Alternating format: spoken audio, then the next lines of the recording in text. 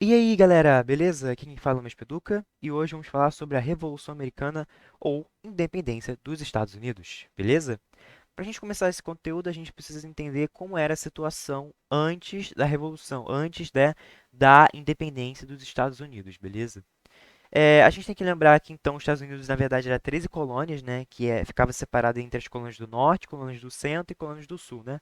Assim, para fins didáticos, vamos botar apenas que era colônias do Norte e colônias do Sul, beleza? Que era, assim, acho que tinham as principais diferenças, né? Então, lembrando que tinha todo um comércio, né? Havia a questão lá do comércio triangular. Então, assim, eu não vou me aprofundar muito nisso, beleza? Mas só pra vocês entenderem, assim, o contexto daquela época, né? Antes da Revolução, né? Então, cara, os comerciantes, né? Os colonos faziam lá seu comércio, ganhavam seu dinheiro e com seu dinheiro e tal. E tava, entre aspas, todo mundo feliz. Uma diferença que é importante ressaltar, isso sim acho que vale a pena falar, é a diferença das colônias do norte e as colônias do sul, né? As colônias do norte, elas eram menos escravistas, ou seja, eram colônias que tinham uma agricultura para subsistência. O que que é isso, Matheus? O que que é agricultura para subsistência? Basicamente, você vai plantar para você poder utilizar aquele produto, ou você vender no mercado tipo interno e tal. Você não vai pensar na ideia de exportação, beleza? Então, essa é uma diferença assim crucial para você entender a diferença.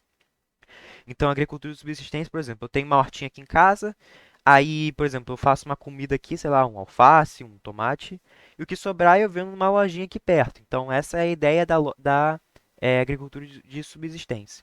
Já a agricultura de exportação é você pensar nos grandes proprietários de terra, então nos latifundiários. Eu acho que assim fica melhor para vocês visualizarem, né? Então, você tinha, por exemplo, um produto, sei lá, algodão, por exemplo, um produto algodão, e você plantava ele em larga quantidade. Você pegava territórios imensos, quilômetros e quilômetros quadrados, tá ligado? De território. E você plantava só algodão, só algodão, só algodão. Aí você utilizava a mão de obra escrava. E você pegava esse produto para poder exportar, ou seja, para você poder vender em grande quantidade e ganhar um retorno, né? Um lucro com isso, beleza? Então, essa que é a principal diferença, beleza? Então, as colônias do norte eram mais para subsistência, que é essa agricultura mais familiar, como as pessoas chamam. E as colônias do sul eram voltadas mais para essa ideia da exportação. Então usavam mão de obra escrava, enfim. Era o modelo do plantation, né, basicamente. Que é isso que eu acabei de falar. Enfim, aí, só que essas colônias estavam com uma autonomia, então elas tinham um comércio, elas estavam com esse sistema funcionando e tá, pau, né? E havia também a questão da negligência salutar. O que que é isso? Como essas colônias, principalmente as do norte, tá, gente? Principalmente as do norte, não tinha tantas riquezas, né? Recursos minerais, né? Riquezas em geral. A Inglaterra, ela não interferiu tanto, principalmente nas colônias do norte, justamente porque não era interessante para ela, tipo, ficar administrando lá, colonizando. Então ela falou: ah, gente, se vira aí, vocês têm a sua autonomia, podem fazer o governo que vocês quiserem e tal. Vocês têm a autonomia administrativa, beleza?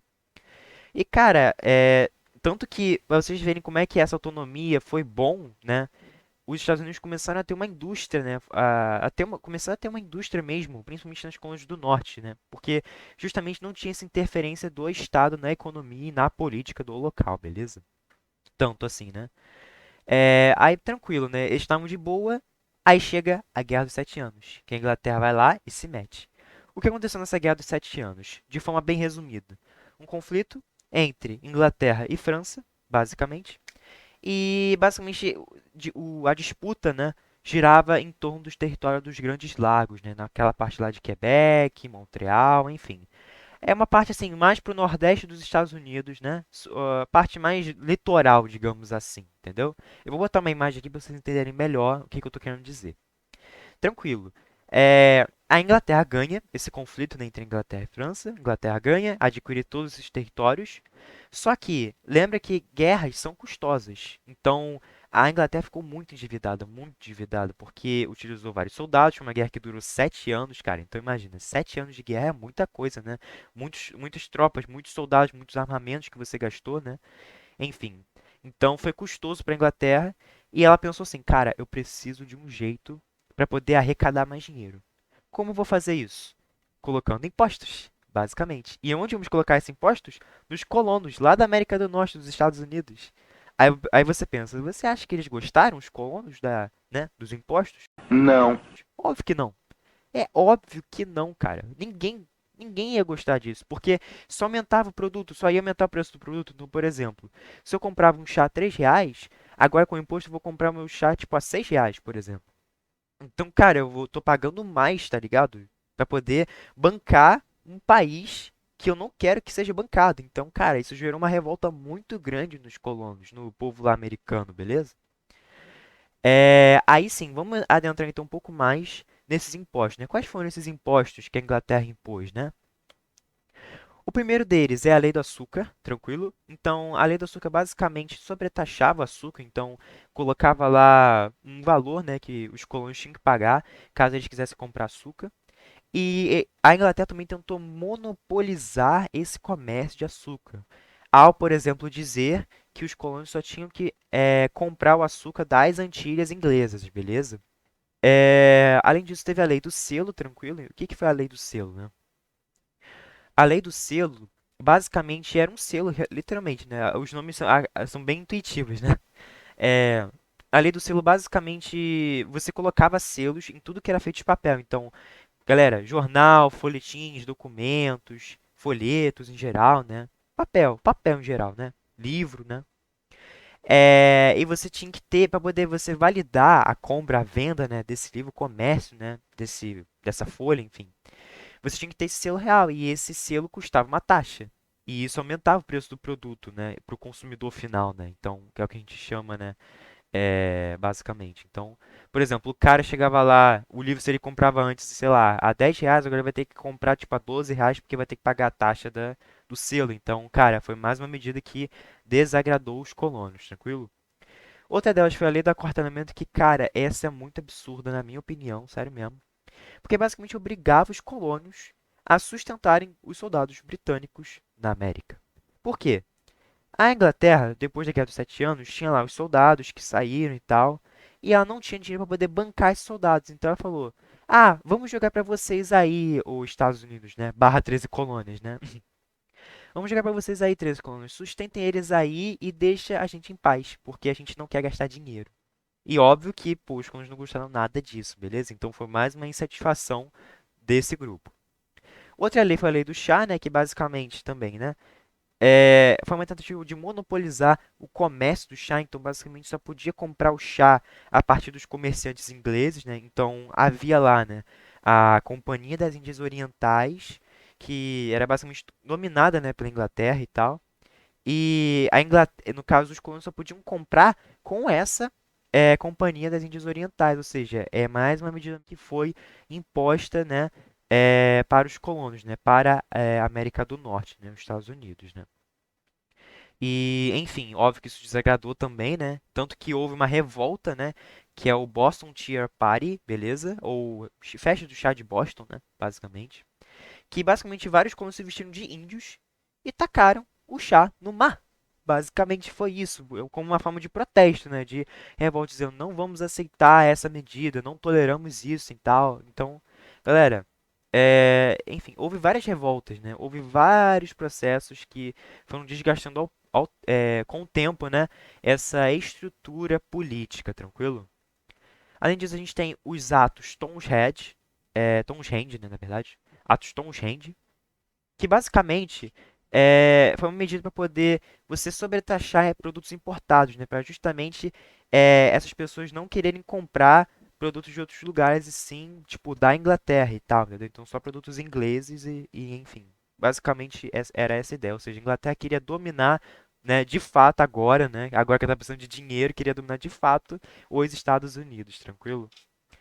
Aí tem o ato de Quebec também, que basicamente proibiu os colônios de entrarem na região de Quebec, porque lembra, Guerra dos Sete Anos, a Inglaterra ganhou o território de Quebec, só que, cara, os colônios que estavam, tipo, aqui embaixo, né, então Quebec tá mais ou menos aqui, né?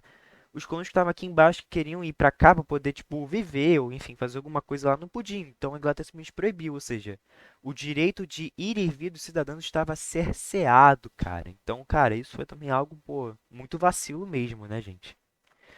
Por fim, a última lei, porque é muita lei, de fato, é muita coisa que aconteceu para poder, né, gerar isso tudo, né? E por fim, a última lei que os colonos apelidaram carinhosamente de Lei dos Intoleráveis, né, ou Leis Intoleráveis, era basicamente três coisas, né? Que dentro dessas leis intoleráveis estavam impor o fechamento do Porto de Boston, né? Então, cara, eles não podiam receber praticamente produtos de outros países, em tese, né? A transformação de Massachusetts, eu tenho dificuldade às vezes, Massachusetts em colônia real, ou seja, não era mais dos Estados Unidos, agora era da coroa, ou seja, as três colônias perderam território, ou seja, ficaram tiltadas, e o julgamento de ingleses e colonos na metrópole, ou seja, se antes eles tinham uma estrutura administrativa e de julgamento dentro das 13 colônias, agora eles vão ser obrigados a seguir as leis inglesas. Então, cara, foi tudo. A Inglaterra fez de tudo para poder prender os americanos e tentar colonizar eles, recolonizar eles, tá ligado? O máximo possível. E só que, cara, os americanos não aceitaram nada disso. Era só insatisfação, insatisfação, uma atrás da outra. E isso levou ao primeiro Congresso Continental, o primeiro Congresso da Filadélfia, enfim, que basicamente os colonos, né, revoltados, né, escreveram uma petição lá ao rei, lá, ao parlamento inglês, dizendo que eles não aceitavam os impostos, todas aquelas medidas, né, os leis intoleráveis, né, a lei do chá e tal, e pediam para que essas leis não acontecessem e que eles tivessem uma representação no parlamento, né, porque, isso é importante destacar. Eles acreditavam, né, que os colonos, né, acreditavam que eles precisavam ter uma representação no parlamento inglês. Por quê? As leis lá no parlamento inglês eram aprovadas, mas não tinha um consenso dos colonos, ou seja, não tinha um colono lá para poder dizer não, não queremos essa lei e tal, porque vai prejudicar o país de X, Y, Z formas, beleza? De N formas, tranquilo? Então eles queriam essa representação política justamente para poder representar os seus ideais, representar os seus interesses. E eles diziam que esses impostos, portanto, né, como não havia essa representação, eram injustos. Só que a Inglaterra simplesmente meteu o dane-se e falou: gente, eu tô nem aí para vocês. Eu vou continuar colonizando e é isso. Se não gostou, senta e chora. Basicamente é isso. Aí o que eles fizeram? Tá bom então, Inglaterra, vai ser assim então? Vamos então promover o segundo Congresso da Filadélfia, ou Continental, né? Que basicamente eles redigiram a Carta da Independência e falou: a gente vai ser independente, então não vamos depender da Inglaterra e é isso. E redigiram essa carta, porque justamente a Inglaterra não aceitou o acordo anterior, né, de tirar os impostos ou reduzir os impostos e tal. E aí eles então declararam a independência, né? Aí houve uma guerra, né, da independência, que foi basicamente o conflito entre os colonos e as tropas britânicas, né, porque os dois estavam, cara, eram muito rivais. No início, as tropas britânicas estavam ganhando, só que depois os colonos ganharam, né, na Batalha de Saratoga, né? Que foi uma batalha importante e tal, que foi, tipo, decisiva para poder acabar com essa guerra e, tipo, realmente dizer que os Estados Unidos foi e se tornou, né, independente, beleza? É importante lembrar também que os Estados Unidos recebeu apoio de países como a França, Holanda, né, e Espanha, principalmente da França, porque, pensa bem, aí sim, voltando na Guerra dos Sete Anos. Então eu vou estar sempre retomando a Guerra dos Sete Anos porque muita coisa esteve ligada à Guerra dos Sete Anos, beleza? Lembra que na Guerra dos Sete Anos foi Inglaterra e França, né? Como a Inglaterra ganhou e a França perdeu, a França ela quis apoiar os colonos que estavam contra a Inglaterra, para justamente enfraquecer a Inglaterra, porque a França estava bolada com a Inglaterra. Então, ele viu os colonos se revoltando e falou: vamos apoiar essa revolução para poder diminuir o poder da Inglaterra e eu ter o meu comércio de volta. Então, né, é um interesse econômico, um interesse, né, político, né, basicamente. Então, a França, né, foi uma dessas que apoiou, beleza? E, cara, essa guerra pela independência acabou de vez mesmo quando houve a rendição dos britânicos lá num lugarzinho chamado Yorktown, beleza? Que não é tão importante vocês saberem, mas enfim, só por curiosidade aí.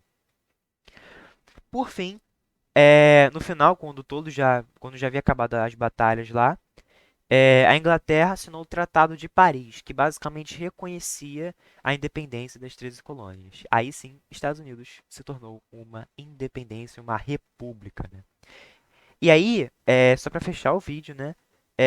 Vamos dar uma olhada então como foi, o que, estava escrito nessa carta de independência, né? Que essa carta que foi redigida E na Constituição, né, que foi a Constituição de 1787, que foi a primeira Constituição dos Estados Unidos e tal, né? Que basicamente previa o quê, né? Dentre outras coisas. Que os Estados Unidos seria uma república presidencialista federalista. O que é isso, né? República, ou seja, não vai ser monarquia, ou seja, o poder vai ser basicamente o povo aqui meio que escolhe, né? Basicamente. Não vai ser um rei que vai simplesmente dizer que ele é o rei, ou então um princípio hereditário, né? Outra coisa também, presidencialismo, ou seja, significa que ia ter um presidente que ia ser eleito pelo voto. E o federalismo significa mais autonomia para os estados, beleza? Porque assim, é um sistema que os Estados Unidos utiliza até hoje, né, de federalismo, que é diferente daqui, né? Por quê? No federalismo, não necessariamente os estados têm que concordar meio que com o governo. Eles que fazem suas próprias leis, beleza? Então, é um regime mais descentralizador, não é um regime que centraliza o poder, ou seja, um regime que deixa o poder mais espalhado, ou seja, você quer, por exemplo, liberar o porte de arma, você libera, você quer liberar, sei lá, o uso da maconha, você libera. Então, cada estado, cada município vai basicamente decidir o que quer bem fazer com o seu país, entendeu? Então, isso é federalismo, show? Além disso, tinha outras coisas, né? Então, a garantia das liberdades individuais, como, pô, já falei até num vídeo aqui de iluminismo, então se você não viu, vou deixar aqui o link, tá? Beleza? Então, liberdades individuais como liberdade de expressão, liberdade de pensamento, religiosa, enfim, todas essas liberdades, né? Direito à propriedade.